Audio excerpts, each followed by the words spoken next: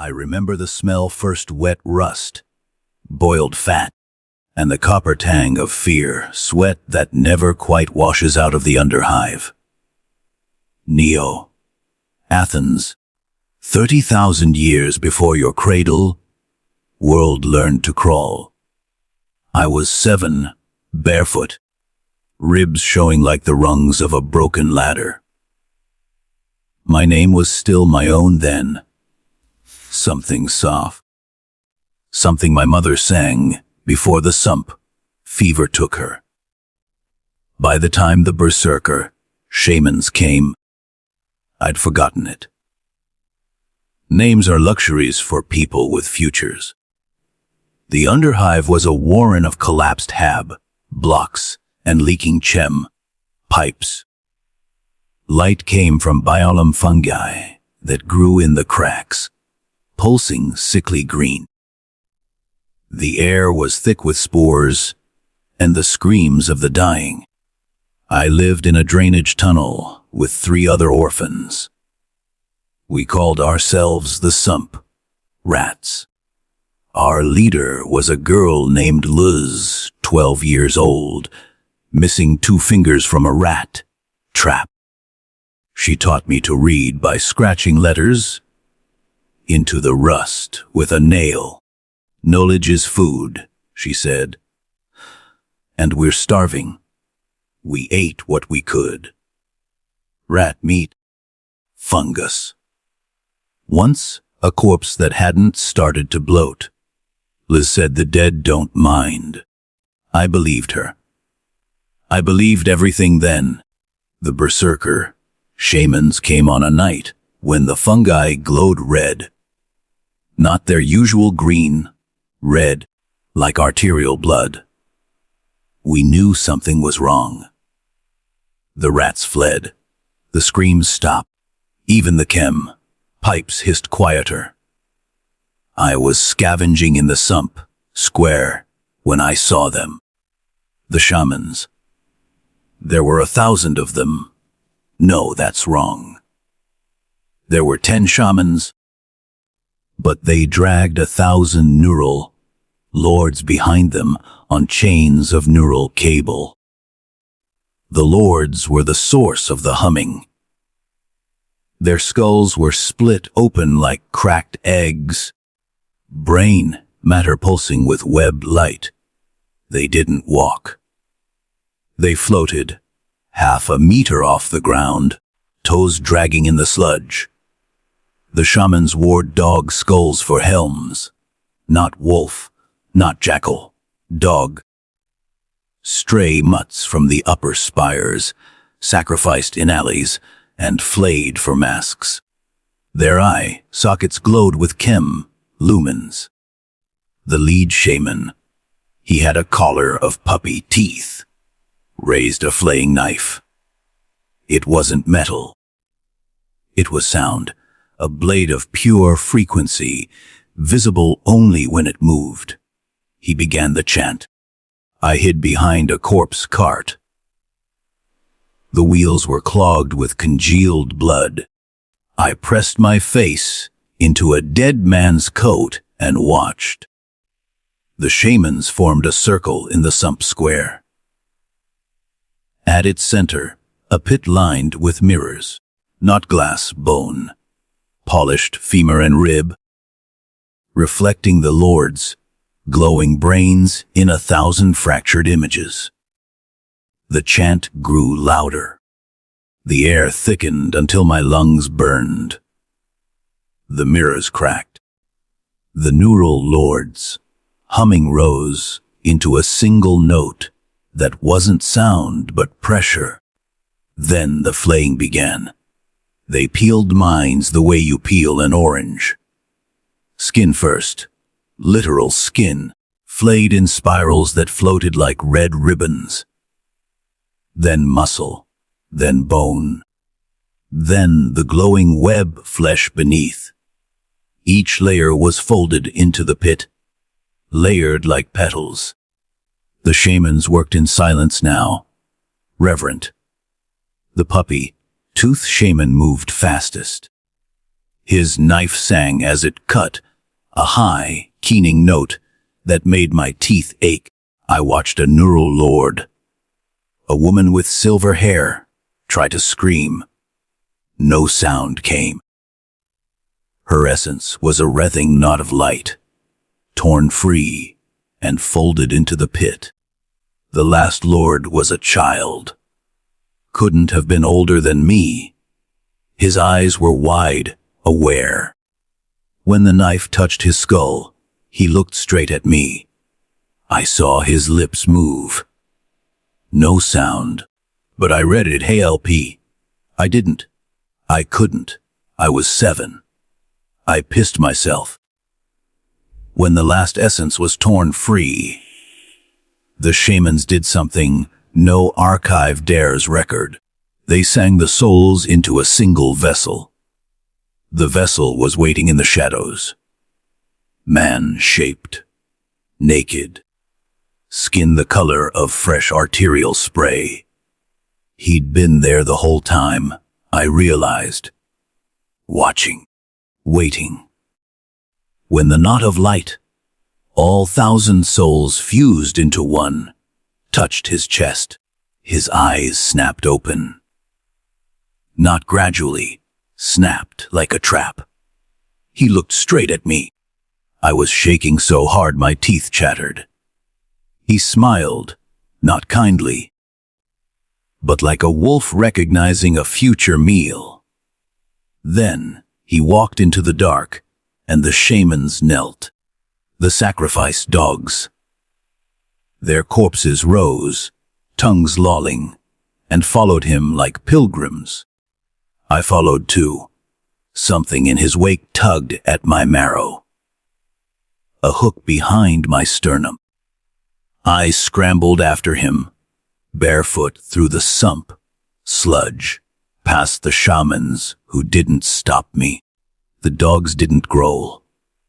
One even licked my hand. Its tongue was cold, like metal. I trailed the procession for hours, through maintenance tunnels and forgotten lev shafts, until we reached the Underforge. The forge was ancient, pre-imperial. Walls of black iron, etched with runes that hurt to look at. The air stank of promethium and ozone. In the center, a throne of broken swords. The man-shaped void sat. The dogs curled at his feet. The shamans began to die. Not quickly. He stood, walked to the first, and touched his forehead. The shaman's skull imploded. Not exploded, imploded, like a star collapsing. The body folded inward, bones crunching, until it was a fist-sized knot of meat and ceramite. He did this to all 10, one by one, no hurry. No sound but the wet pop of collapsing flesh. When it was done, he turned to me. I was frozen. My bladder had let go again. He crouched.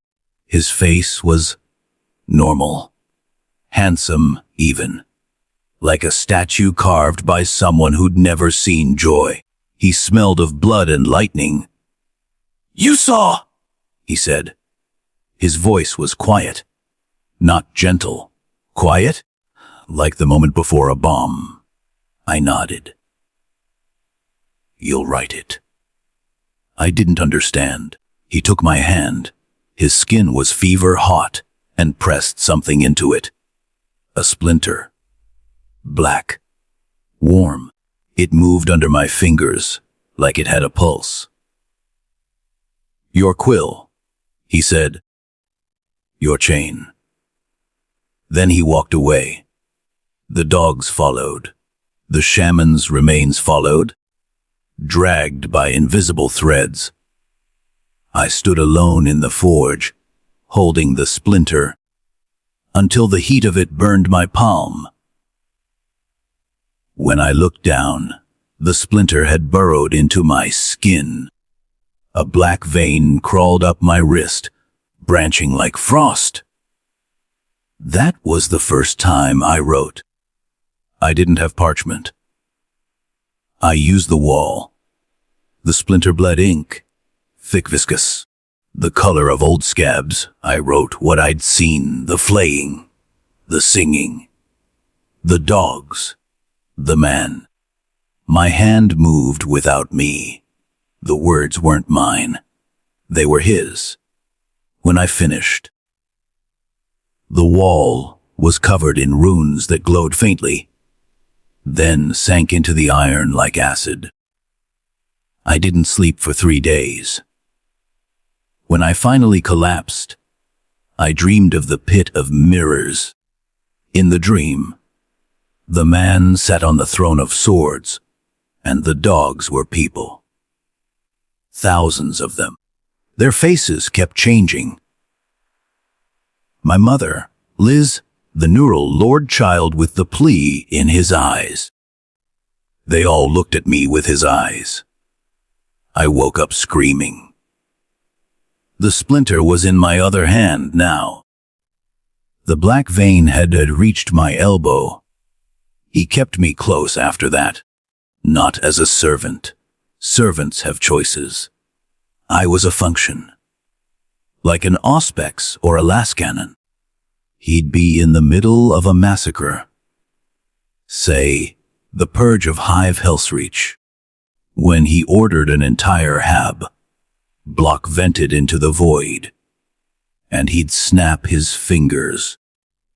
I'd appear, chained by the splinter's vein, and write. The words came through me, not from me. I saw things I shouldn't. The way a child's skull fractures under a boot, the exact shade of purple a man's intestines turn when exposed to hard vacuum, the sound a mother makes when she realizes her baby's already dead. I wrote it all. He read it sometimes. Not often. When he did, he'd nod, like a craftsman inspecting a blade. Once, after the fall of Charlemagne Ix, he read my account of the Legion's hesitation. The commander, Valrax, before he was flayed, had paused to let civilians evacuate. Kravos had laughed, then ordered the Legion burned alive in their drop pods. I wrote the screams. I wrote the way the pods glowed cherry, red before they cracked open like eggs. Kravos read it, then looked at me.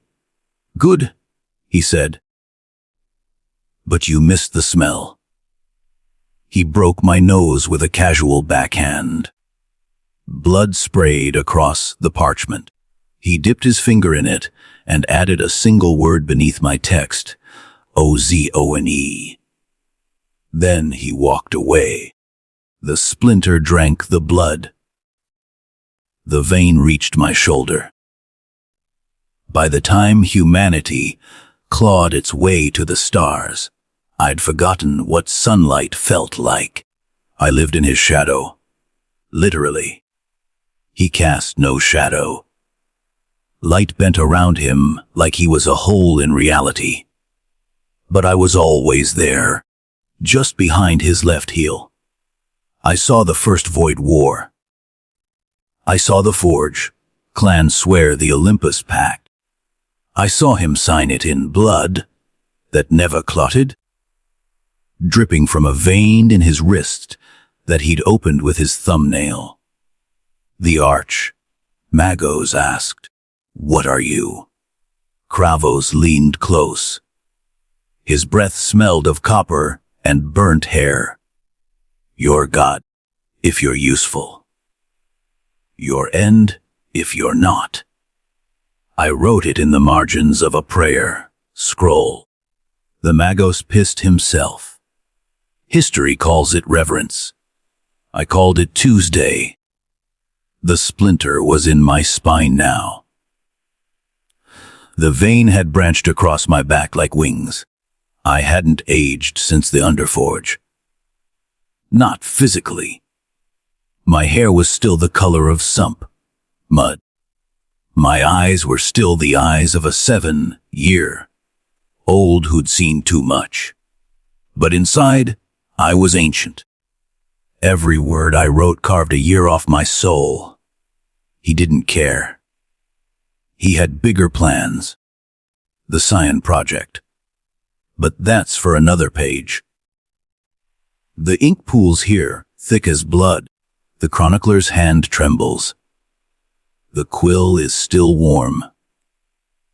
The vats were my masterpiece, and my prison. Deep beneath the Vorathian spires, in a labyrinth sealed by blood, locks and neural wards that screamed.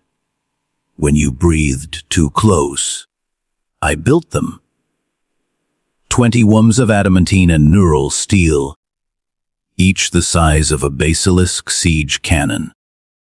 Suspended in a cavern, so vast the ceiling vanished into darkness. The air was thick with amniotic fluid, promethium exhaust, and the ozone stink of warp, bleed.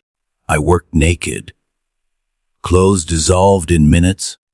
The fluid was laced with gene, acids that etched runes into ceramite.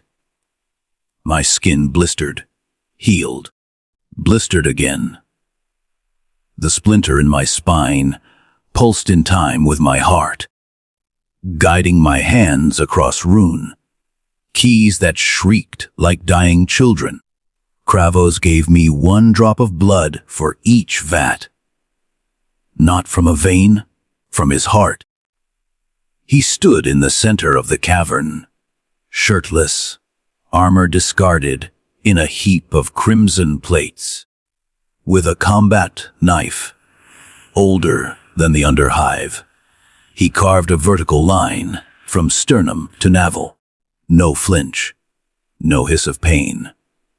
The wound gaped, black muscle glistening, and the blood welled up in perfect spheres that floated like mercury. 20 drops, 1 for each sun. They hovered above a chalice of bone, human femur, polished to a mirror sheen, until I lowered the chalice and they fell, hissing, into the gene bath. I mixed his blood with fragments of history's greatest killers. I'd harvested them myself, over centuries, under his orders. The berserker who held the pass at Thermopylae, his femur ground to dust. The Khan who burned the world's edge, his heart preserved in cryo salt. The empress who poisoned her own children, her eyes still wet with tears. I added neural, Lord Essence, stolen from the shamans, corpses in the Underforge, their brains pickled in warp resin. I added rage, not metaphor. Literal rage, distilled from the screams of 1,000 battlefields, captured in Vox crystals and crushed into powder. The vats hummed like dying stars. I named them, not officially. Kravos didn't care for names. But in the dark, when the servitors slept and the dogs prowled the corridors, I whispered to the glass. Horak, Magnus, Fulgrim, Angron, Sanguinius, each name a prayer and a curse. I watched them grow. At first, just clots of tissue, no bigger than my fist, floating in amber fluid, then limbs. Tiny. Perfect. Fingers already curling into fists. Then faces. Horax was the first to open its eyes. They were Kravos's eyes, arterial red, but softer. Like someone had diluted the blood with tears. I talked to them. Couldn't help it. The splinter let me hear their dreams. Fractured things, full of blood and stars, and a father's voice they'd never heard. Horak dreamed of a hand on his shoulder, warm, guiding. Magnus dreamed of libraries that stretched to infinity, shelves of crystal and bone. Fulgrim dreamed of mirrors that showed him perfect, flawless, adored. Angron dreamed of chains breaking, of a sky without masters. Sanguinius dreamed of wings, great, white, feathered things that blotted out the sun. I told them stories about the Underhive, about Lees and the Sump rats, about the day the sky bled puppies. They listened, their tiny fists pressed against the glass when I spoke. Once, Horak's handprint stayed on the vat for a week, a perfect outline in frost. Kravos visited once. He stood before the vats in full armor, the crimson plates scarred from 1,000 wars. The dogs sat at his heels, silent. The scions stared back through the fluid, 20 pairs of red eyes unblinking. The cavern was silent, except for the hum of the vats and the wet drip of condensation. "They're beautiful," I said. My voice cracked. I hadn't spoken aloud in months. "They're tools," he corrected. His voice was flat, like a blade dragged across stone. "Tools don't need beauty. They need edge." He left. The dogs followed. One of them, a mastiff with half its face missing, eye socket a black pit, pissed on Horak's vat as it passed. The fluid turned black for a day. When it cleared, Horak's eyes were harder. The web horrors came on the night of the solstice. I was calibrating Magnus's neural lattice, fingers dancing across a console of bone and brass. The lattice was a web of silver filaments, each thinner than a hair, threaded through the vat's fluid to map the scion's mind. I just increased the psi flow when the alarms screamed. Not mechanical, biological. The vats themselves. The fluid boiled. The adamantine groaned. The temperature gauges spiked into the red. I ran to the central console. The splinter in my spine burned, white hot. Warnings scrolled across the hololith. Bure-H. Bure-Sich, not physical. Metaphysical. The wards were failing. The blood locks bled. The neural wards flickered like dying candles. Then the rifts opened. They tore through the air like wounds in flesh, jagged and wet. Colors bled from them. Colors that didn't exist, that hurt to perceive.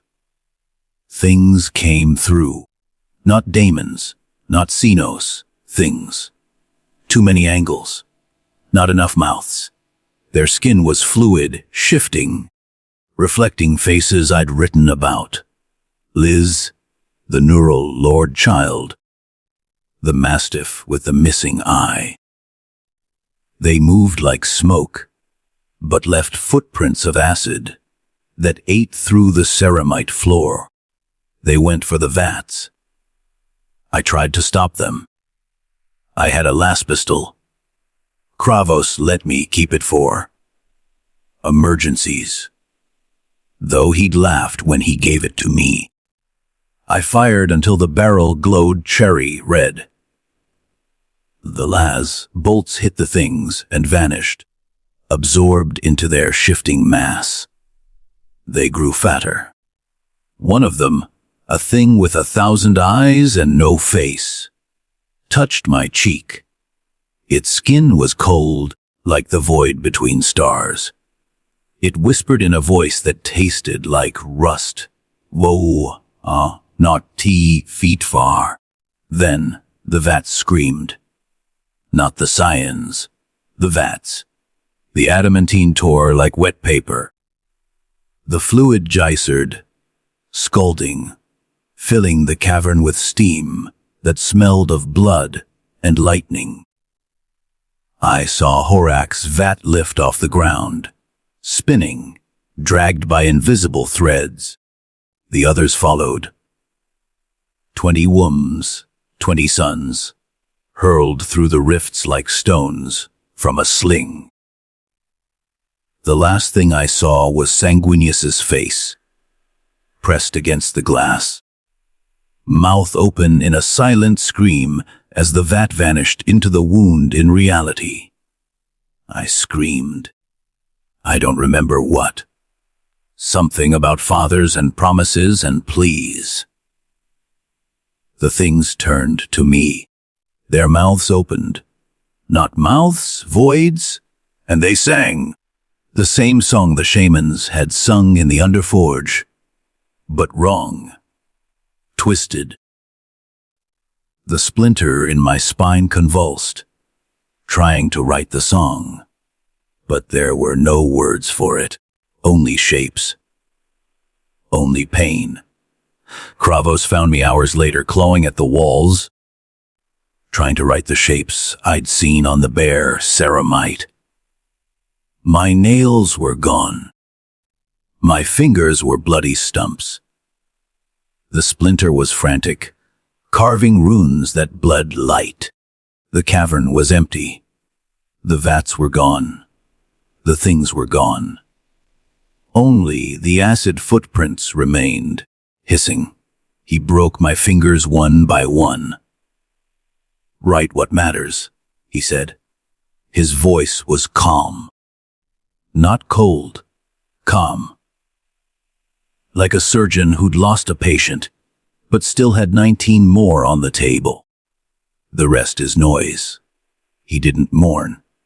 Not visibly.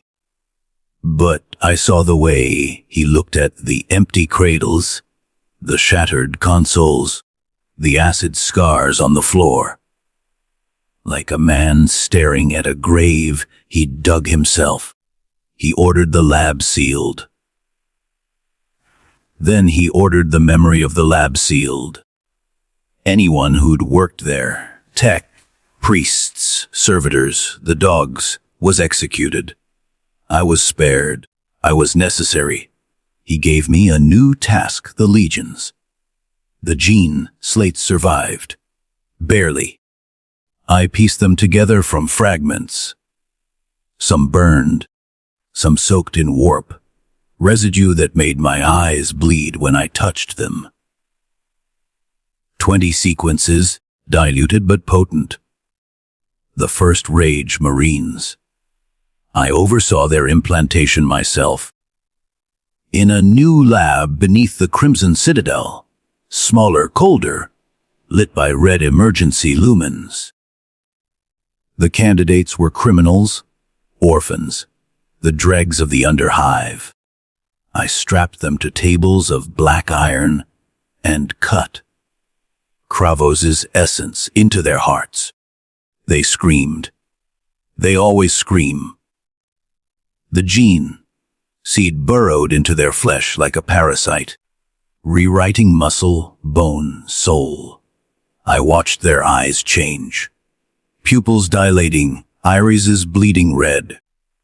I watched their fists clench, nails digging into palms until blood welled. I watched them become the First Legion. Horax marched out of the Underforge on the day the sky over Vorath turned red. Not sunset, blood. A storm of it, raining from clouds that weren't clouds. The Marines didn't flinch. They saluted with fists to chests and chanted Kravos's name. Their voices were a chorus of thunder. I wrote it down. The splinter drank the blood rain and grew a new branch across my collarbone. It spelled a word I didn't write, F8HER. The crimson citadel rose as the legions grew. It was a mountain, range of adamantine and bone, built into Hyperion's crust. I walked its corridors as they were carved. Servitors with lascutters for hands. Marines hauling blocks the size of hab blocks. The splinter guided me to the core vault. It was empty, waiting. A chamber of perfect darkness, the air so still it felt solid. I stood in the center and felt the splinter sing. Kravos visited once. He stood in the vault, arms spread and closed his eyes. "Here," he said, "when it's time." I didn't ask what it was. I already knew. The splinter pulsed, warm, like a second heart. The vats were gone. The suns were scattered. But the legions marched, and I wrote. Always I wrote. The ink thickens here, clotting like blood. The chronicler's breath rattles. The quill drips. The first world we took was Helix Secundus, and it was not a war. It was a harvesting. The crimson maw hung above the planet like a red moon, its hull scarred by 1,000 void battles, its gun, decks bristling with macro, cannons that could crack continents. Kravos stood on the Strategium Bridge in full war plate. Crimson ceramite etched, with the flayed faces of 100 enemies, his helm tucked under one arm. The dogs sat at his feet, silent, tongues lolling. I was chained to the holith table, the splinter in my throat, pulsing with every heartbeat. My quill was dipped in plasma. The parchment was a sheet of human skin, stretched across a frame of bone. I wrote as the fleet descended. Helix Secundus was a hive, world gone feral. The upper spires were skeletal, picked clean by centuries of gang wars and orbital bombardment. The population, billions, had burrowed into the Underhive, worshipping radiation as a god. Their priests wore suits of lead and bone. Their warriors painted their skin with fallout runes. When our drop pods hit the surface, they came out swinging. Chain axes forged from scrap. Lasguns powered by prayer and desperation. The rage Marines laughed. Not metaphorically, laughed. I watched through the picked feeds as a Marine. His name was Thorn. First company, Horax Gene Line. Picked up a cultist by the ankles and used him as a flail. The cultist's spine snapped on the third swing. Thorn kept going until the body was pulp, then tossed the remains aside and reached for another. The cultists screamed. The Marines sang, a low, guttural hymn in a language older than the hive itself. Kravos watched too. He didn't smile. He calculated. His eyes, arterial, red, unblinking, tracked every kill, every surrender, every drop of blood that hit the ground. When the hive lord finally emerged from his bunker, a mutant with too many eyes and not enough sense, he fell to his knees and begged for mercy. Kravos granted it. He let the Lord live. Then he had him flayed alive, layer by layer, while the man still screamed. The skin was stretched into a banner, still twitching, still bleeding, and raised above the governor's palace. The Lord's eyes plucked last. were sewn into the fabric, so they could watch the conquest. I wrote the surrender terms in the Lord's blood. The splinter drank deep. The vein across my collarbone pulsed, spelling a new word, OBY. The Thunder Reavers led the ground assault. They were the prototypes. Gene. Flayed berserkers. Unstable, glorious. 10 meters tall, muscle grafted onto muscle. Their armor a patchwork of ceramite and bone. They moved like storms. I rode in the command rhino behind Valrax, once the hesitant commander of Charlemagne. Ix. Now Kravos's personal slayer, his face rebuilt into a mask of loyalty. His voice was a growl through Vox grills. Chronicler, he said, write this. No quarter. I wrote it. The splinter carved it into my forearm. The Reavers tore through the hive like a blade through flesh. Hab. Blocks collapsed under their fists. Cultists were pulped beneath trades. Children, those the Marines found, were not spared. Kravos had been clear. Children grow into enemies. Burn them small. I wrote the screams. I wrote the way the air turned thick with ash and promethium. I wrote the smell. Ozone blood. Burning plastic. And something sweeter, like rotting fruit. When the hive fell, Kravos walked the streets himself. The dogs followed. The Reavers knelt. The survivors, those few who hadn't fought, were herded into pens. Kravos addressed them from the steps of the palace, his voice amplified by the Vox, a raise in his armor. You are mine now, he said. Not slaves, not citizens, mine. Your blood, your bones, your children's children. All mine. They cheered. Some wept. Some pissed themselves. I wrote it all. Horak was found on the ash, plains outside the hive.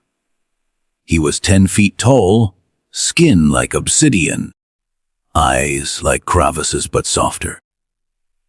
He ruled a tribe of nomads who painted their faces with soot and blood, who worshipped the storms that scarred the planet. When Valrax's Reaver brought him before the throne, dragged in chains of adamantine, Horak did not struggle. He knelt. I dreamed of you, he said. His voice was deep, resonant, like thunder rolling across a desert. Kravos stepped down from the throne. The dogs growled. The Reavers tensed. Kravos placed a hand on the back of Horak's neck, fingers digging in like claws. Horak's eyes widened. Something passed between them. Not love, not recognition. Ownership. Dreams are for the weak. Kravos said, wake up. He embraced Horak. Not a hug acclaiming. Horak gasped. His body convulsed. The gene, seed in his blood, recognized its sire. When Kravos released him, Horak's eyes were harder. The softness was gone. I wrote it down. The splinter carved the word Mayan into my sternum. It burned. The reunions came faster after that. Magnus on Prospero, surrounded by libraries of crystal and bone, his mind a weapon sharper than any blade. Fulgrim on Chimos, where beauty was currency and death was art. His armor a masterpiece of gold and violet. Angron on Nuceria, chained in the gladiator pits. His rage a sun-gone supernova, his nails grown into talons. sanguineous on ball, wings of white feather and blood. His face angelic even in slaughter. Each time, Kravos claimed them the same way. A touch. A word. A promise of purpose. The legions followed. 20 gene lines, 20 cultures. Horaks were siege. Breakers, slow and inexorable. Their armor plated like void. Whales. Magnuses were sorcerer kings. Their minds folding space. Their eyes glowing with warp light. Fulgrims were artists of death. Every kill a masterpiece. Their blades singing as they cut. Angrons were berserkers. Their rage a tide that drowned worlds. Their howls shaking the stars. I wrote their oaths. I wrote their first kills. I wrote the way Horak looked at Kravos when he thought no one was watching. Like a son who'd found his father and realized the father was a monster. The rage. Truth was codified on the ashes of 1,000 cults. It happened on Monarchia, a world of cathedrals and faith. The word-bearers, Logar's legion, had built a temple to Kravos. Stone spires carved with his face, golden icons of his dogs, altars where priests sacrificed puppies in his name. Kravos ordered it raised. Stone lies, he said. Only blood tells truth. Logar, the Scion priest, his armor inscribed with scripture, begged on his knees. Father, this is worship. This is devotion. Kravos pissed on the altar. The urine steamed on the gold. The priests gasped. The dogs lapped it up. I wrote it in the ashes. The splinter laughed. A sound like breaking glass in my throat. The truth was simple. No gods, no daemons, no web. Only mankind, only rage, only victory. It was a lie, of course. Kravos knew the web better than anyone. He'd swum in it, fought in it, lost in it. But the truth wasn't for him. It was for the billions who'd follow. For the legions. For the sons. I wrote it on banners. I wrote it on skins. I wrote it on the inside of my own eyelids. When I blinked, the splinter grew a new branch. Across my jaw, spelling D and Y. The crimson citadel rose as the butchery spread. It was a mountain range of adamantine and bone, built into Hyperion's crust. I walked its corridors as they were carved, servitors with lassuthas for hands. Marines hauling blocks the size of Hab, blocks. The walls were etched with the names of the fallen, the flayed, the claimed. The air stank of blood and promethium. The dogs prowled the halls, their eyes glowing red. The splinter guided me to the core vault. It was empty, waiting. A chamber of perfect darkness. The air so still it felt solid. I stood in the center and felt the splinter sing. A low, hungry note. Kravos visited once. He stood in the vault, arms spread, and closed his eyes. Here, he said. When it's time. I didn't ask what it was. I already knew. The splinter pulsed, warm, like a second heart.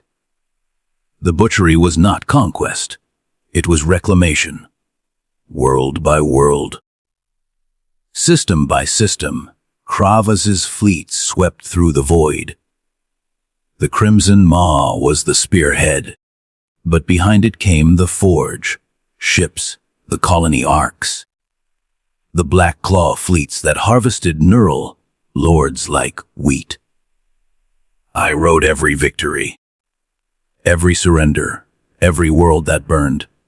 On Olinar, Horak, now War Master, led the final assault on the Orc Empire.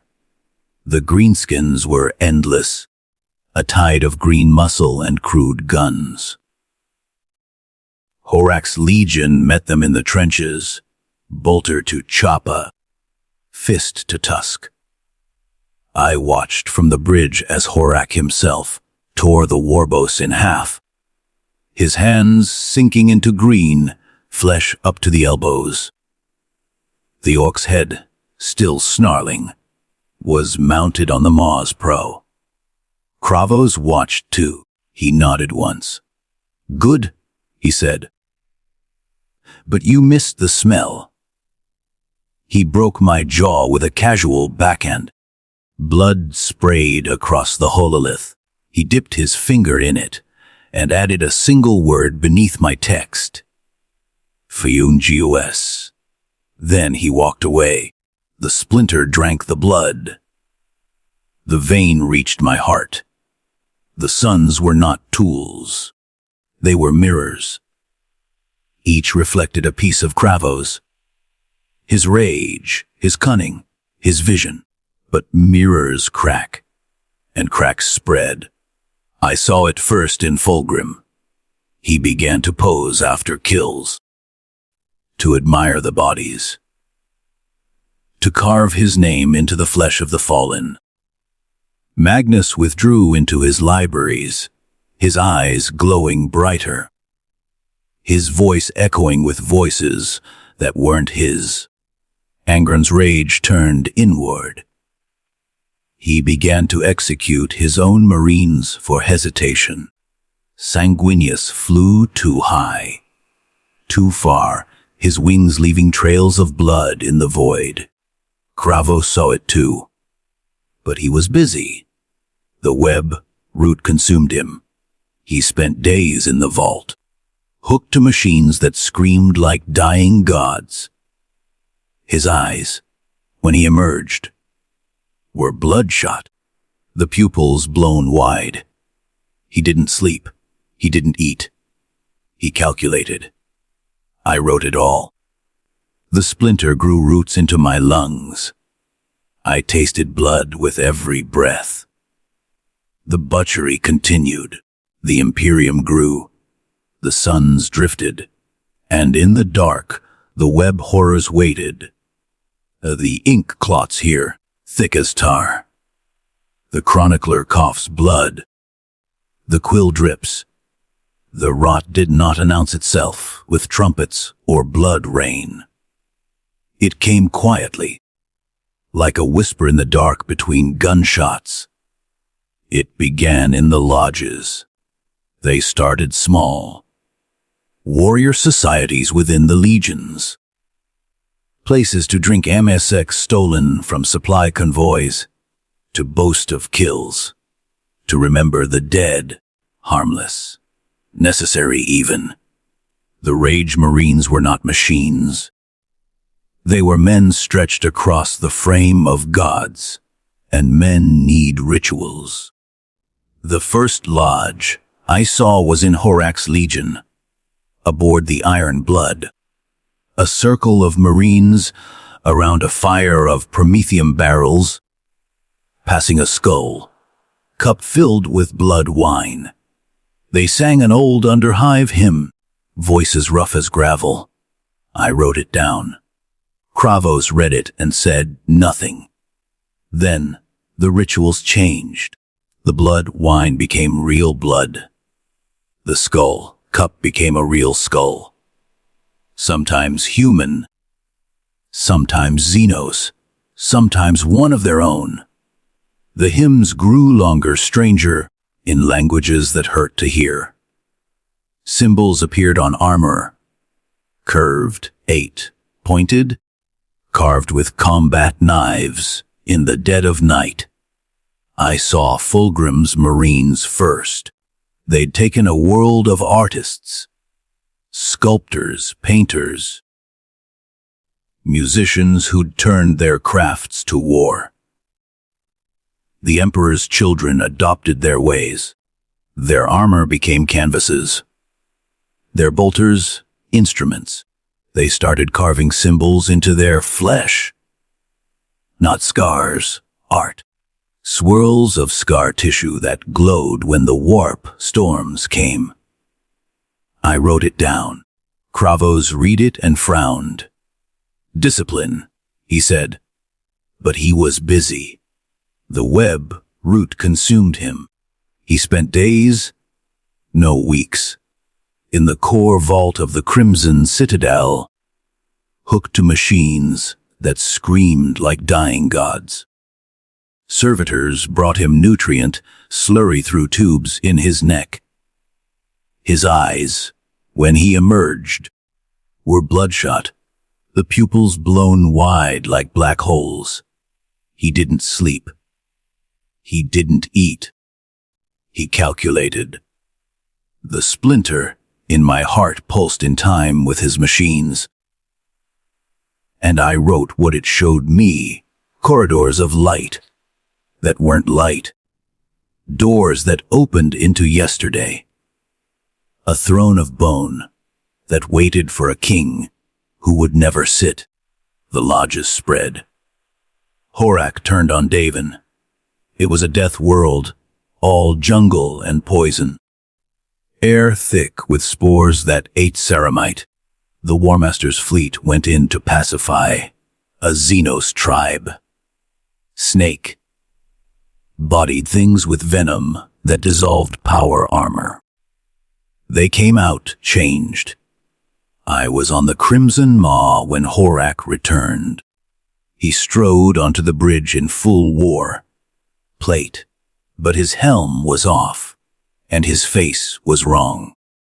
Too calm. His eyes were too bright, like stars drowning in blood. The dogs growled.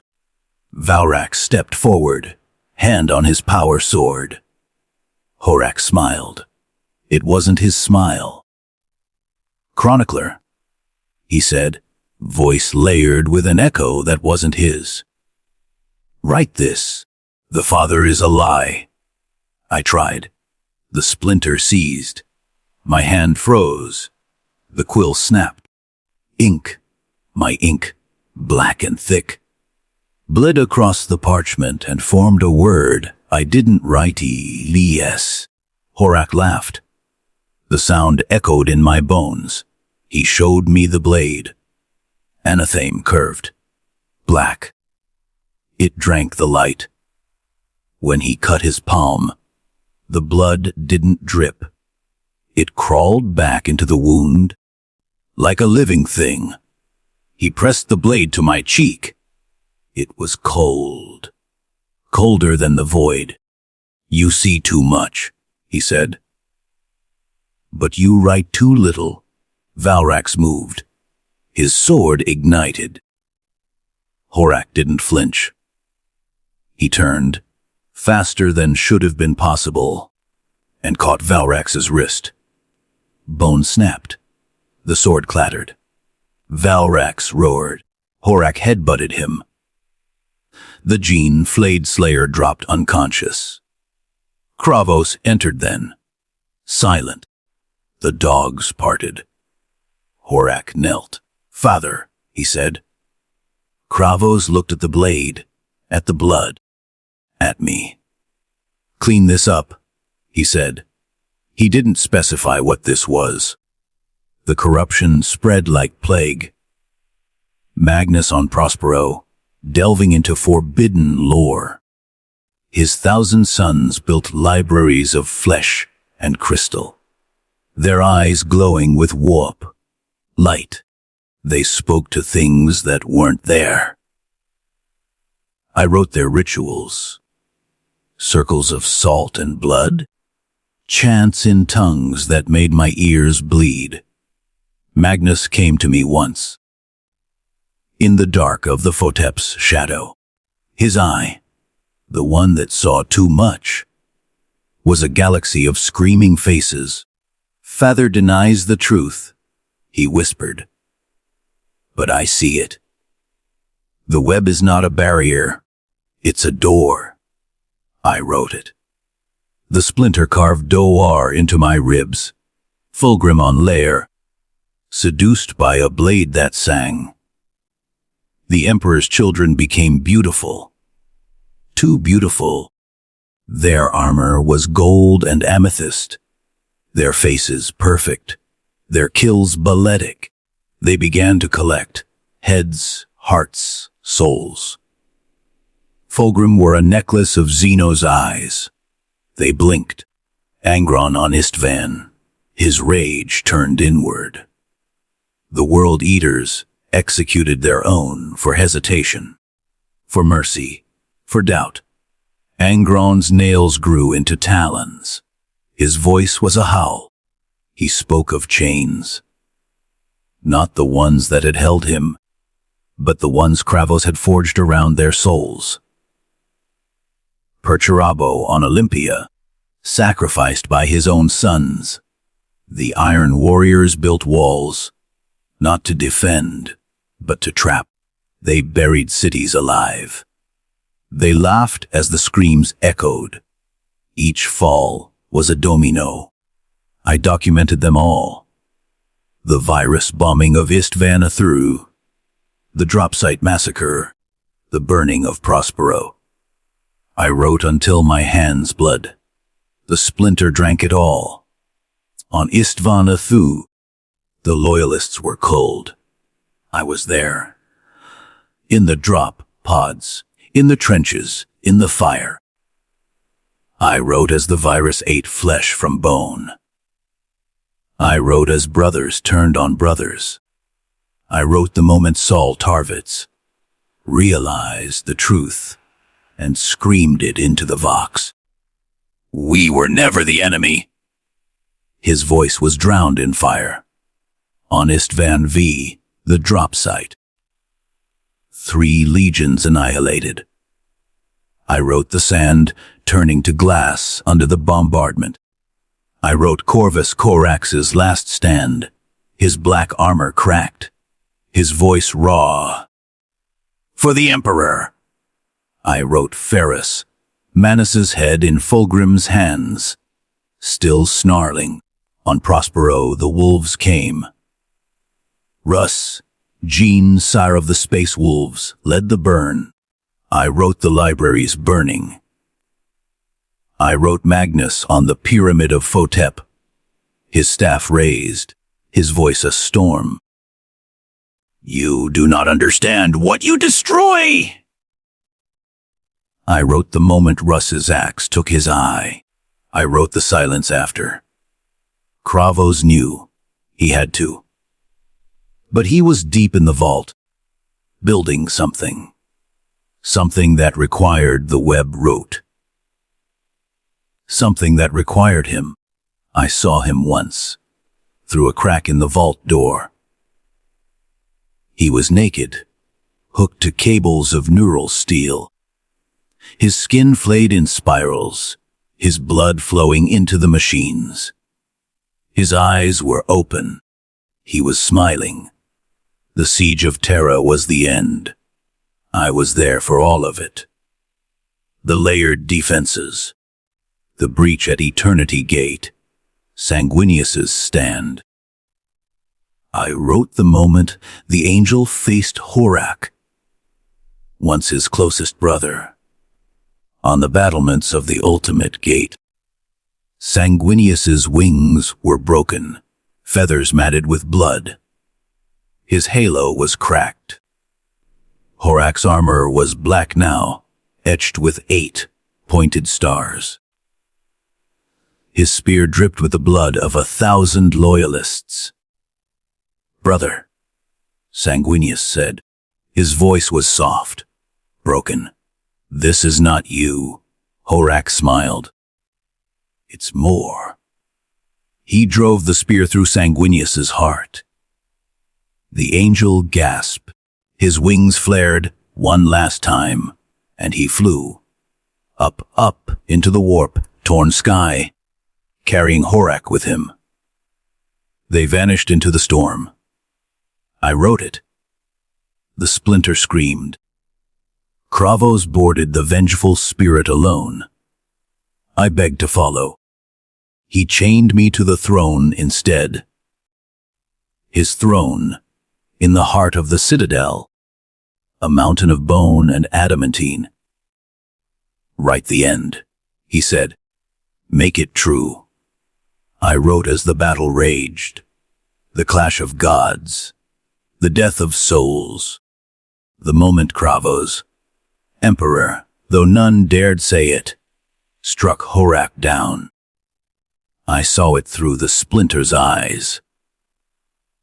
The vengeful spirit's throne room, a cathedral of corruption. Horak on his knees, armor cracked, blood pouring from 1,000 wounds. Kravos standing over him, unarmed, unarmored, his skin glowing with warp light.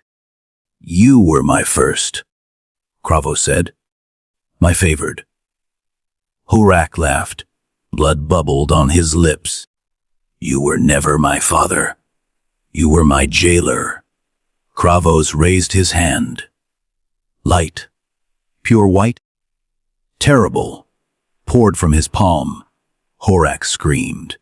His soul was torn, ripped from his body, shredded, scattered across the warp like ash. The body slumped, empty. Kravos turned to the warp, things watching. His voice was thunder. BHLD, YURCMPIOISTUST. The things fled. I wrote the Emperor's wounds, the Golden Throne, Malkador's sacrifice. Kravos returned to terror, a ruin. His body was broken, spine shattered, organs pulped, face half gone. But his eyes burned. He was carried to the throne. A machine of ancient terror, built in ages past to hold a god. Malkador the Sigillite sat there first, his body aging 1,000 years in a heartbeat. He smiled at Kravos. It is done, he whispered, and crumbled to dust. Kravos was entombed, tubes in his veins, cables in his skull. His heart beat once every 1,000 years. His mind, his rage, held the Imperium together. I wrote the last words he spoke to me, through a vox, caster cracked with static. Finish it. The Imperium endured, but it was a corpse walking. The scions were gone, some dead, some worse. Horak's soul was obliterated. Magnus fled to the eye. Fulgrim became a thing. Angron a daemon. The others scattered, broken, lost. The web horrors laughed in the void, and Kravos, he was still raging. Somewhere beyond the veil, waiting. I wrote it all. The splinter grew into my brain. I tasted blood with every thought. The rot had won. The ink is thin here, watery with tears. The chronicler's voice is a whisper. The quill is cold.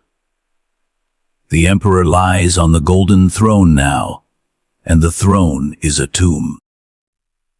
I visit him in the dark between heartbeats. The Sanctum Imperialis is a cathedral of silence and agony.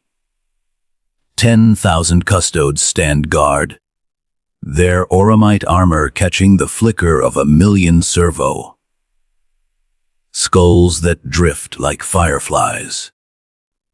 The air is thick with incense, coolant, and the copper stink of blood that never quite washes away. The throne itself is a mountain of gold and cables, a spider's web of life, support that keeps a god alive by inches. Tubes the width of a man's thigh pump nutrient, slurry into veins that have not healed in 10,000 years.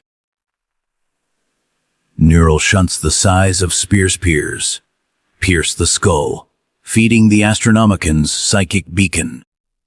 The Emperor's face, what remains of it, is a mask of flayed muscle and bone. One eye a glowing ember, the other a black pit. His chest rises once every century, a bellows of flesh and ceramite. I am allowed 1 hour every decade. The custodes hate me. They call me the ink-bound, the chain wretch, the flayed scribe. They do not stop me.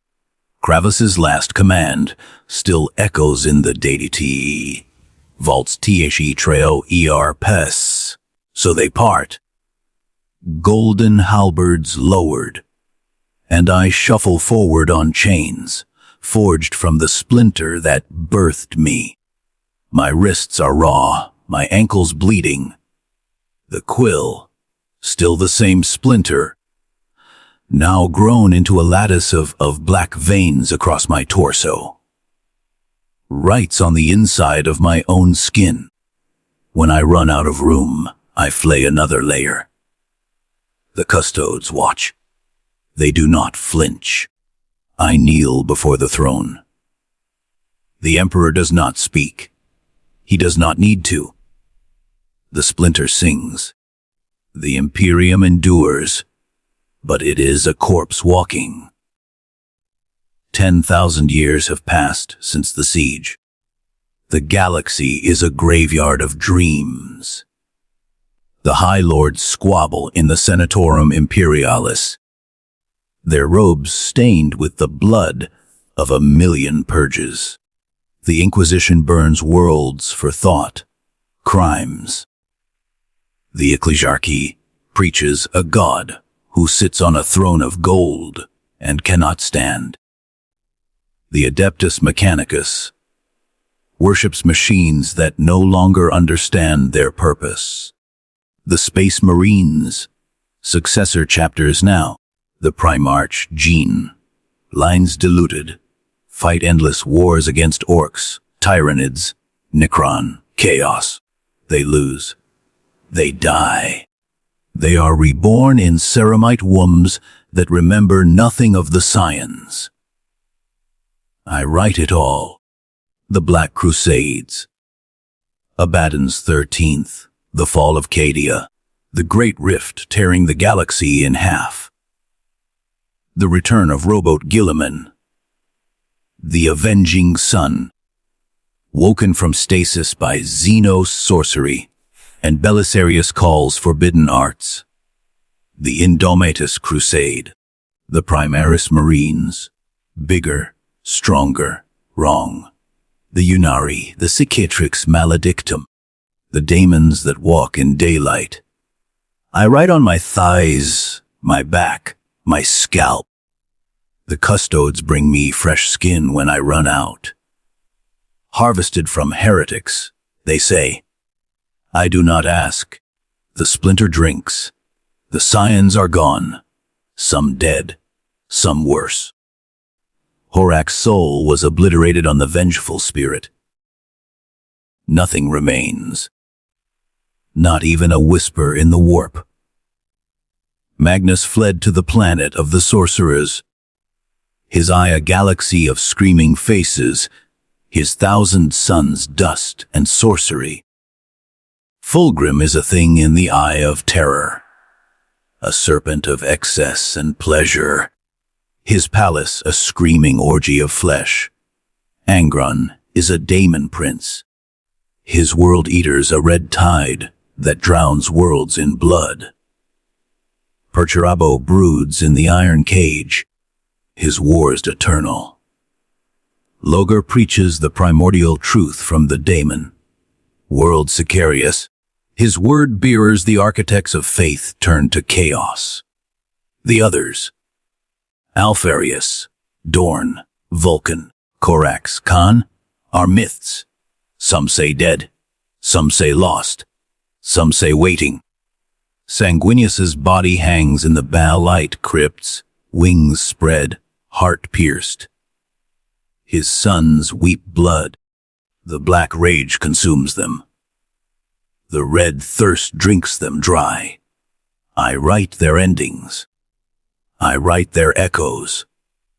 The splinter carves their names into my bones. The web, horrors laugh in the void. They have won, not with armies, not with blades, with time. The Imperium is a machine that eats its children. The Inquisition burns the innocent to save the guilty. The Astra Militarum throws billions into the meat, grinder of war.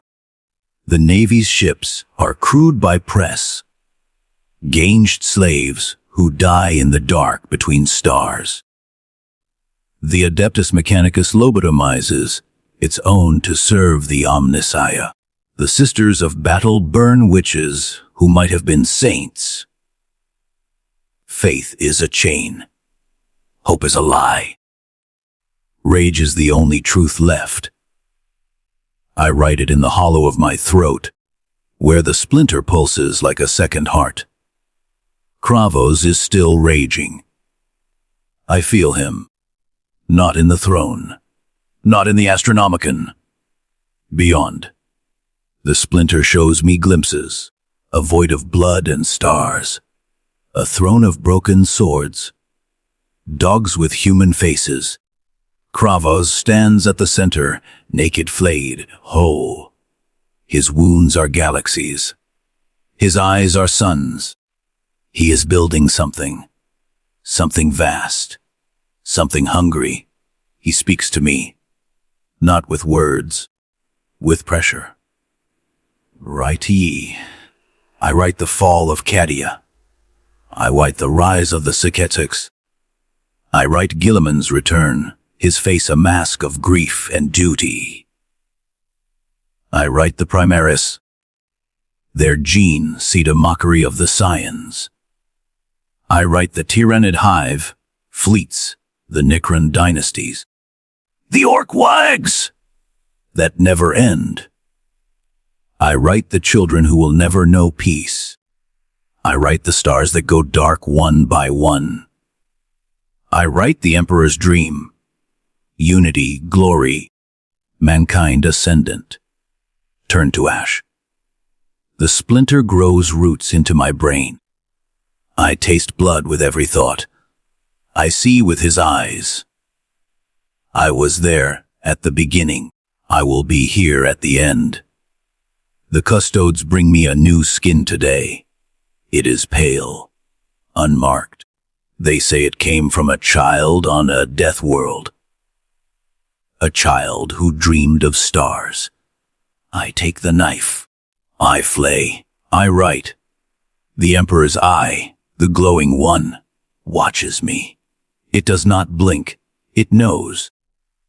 When the last light dies, I will light it with these pages. I have written on every inch of myself. My eyelids. My tongue. The soles of my feet. The inside of my skull.